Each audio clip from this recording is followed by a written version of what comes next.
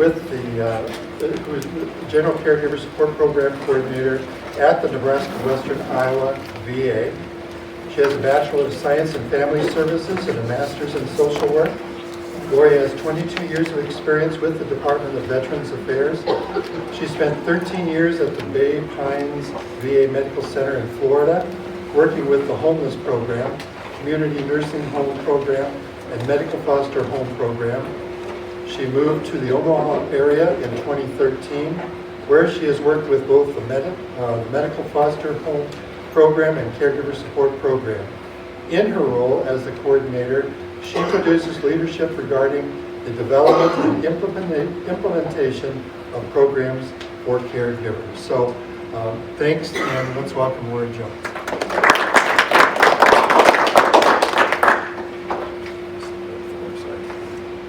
All right, so today I'm going to talk to you about the VA Caregiver Support Program. And we have two separate programs, two different programs within our comprehensive program. So the first program, we call it's PCAFC for short. That's the Program of Comprehensive Assistance to Family Caregivers. And the second is the Program of General Caregiver Support Services provided by the staff. There's wellness contacts 3 times a year. One of those contacts does need to be face-to-face, which can either be in the home or by BBC on the computer. The other 2 can be telephone contacts. And that's just kind of determined at the caregiver's choice. There's the financial stipend that I talked about, Champ VA Healthcare. They also are able to get mental health counseling and caregiver training. They have enhanced respite care. They get beneficiary travel if they're going with veterans for the appointments.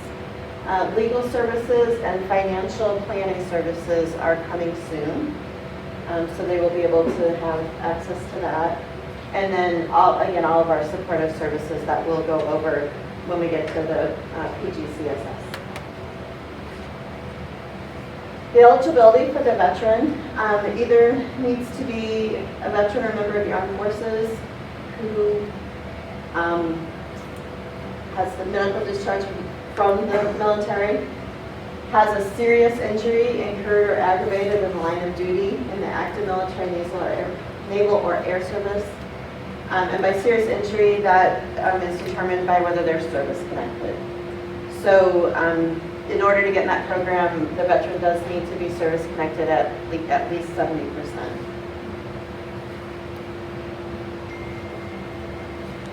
The veteran needs to receive care at home. So they couldn't be like in a nursing home or an outside placement. They need to be receiving care from a primary care provider, either paid for by the VA or at the VA. And they need to reside in a state. It doesn't have to be Nebraska or Iowa, but they need to reside in a state of the United States or a territory. So those are on the veterans end. On the caregiver side, the caregivers, it's kind of the veteran. The veteran does need to sign a release of information so that we can talk with the caregiver. There's a lot of communication and care with the medical care, so they do have to agree to sign a release of information. The caregiver needs to be at least 18 years of age or older. If the primary caregiver needs to be a family member or live with the veteran full-time. So if it was just a friend or someone who is not a family member, they have to live with the veteran. If it's a family member, they do not have to live with the veteran. Personal care services would be provided by the caregiver and not also being provided by someone else. So if we have a bath aide who's coming in 3 to 4 days a week to give a bath, and that's the only care that veteran is getting, and then a caregiver applies, probably would not be approved for the program because that caregiver is not providing the bath. So they look at all the cares and actually look at what cares the caregiver is providing. And that's through the assessment that the VAs does once they apply for the program. It has to be in the best interest of the veteran. They need to be in need of personal care, and that level of care is the inability to perform an activity of daily living or be in need of supervision, protection, or instruction. And the second one is, as you would know, is kind of hard to evaluate and assess that because everybody can have kind of a different opinion on what that looks like. But basically, they're kind of just looking at, could that person live independently? Are they safe to be left alone? Just how much care and guidance and supervision. Do they know to take a shower? Do they need to be told, here's the soap, here's the shampoo, here's what you do with it? So those are all kind of that supervision, protection, and instruction.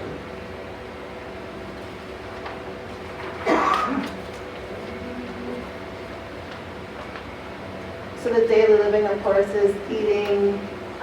So it's not meal preparation, but being able to feed oneself, bathing, grooming, dressing, toileting, mobility, or adjusting special prosthetic or orthopedic adjustments. And again, that's kind of the supervision protection that we talked about. And it needs to be regular and daily. So if they just need it once in a great while, probably also would not qualify. So the process, they would submit the application. It could be faxed in, mailed in, or an online submission. The social worker would get the intake, would call to do a veteran assessment, and then is referred for veteran functional assessment. The functional assessment is completed by either a nurse or an occupational therapist. And then there's an assessment with the caregiver. The information is gotten from the primary care teams with that provider.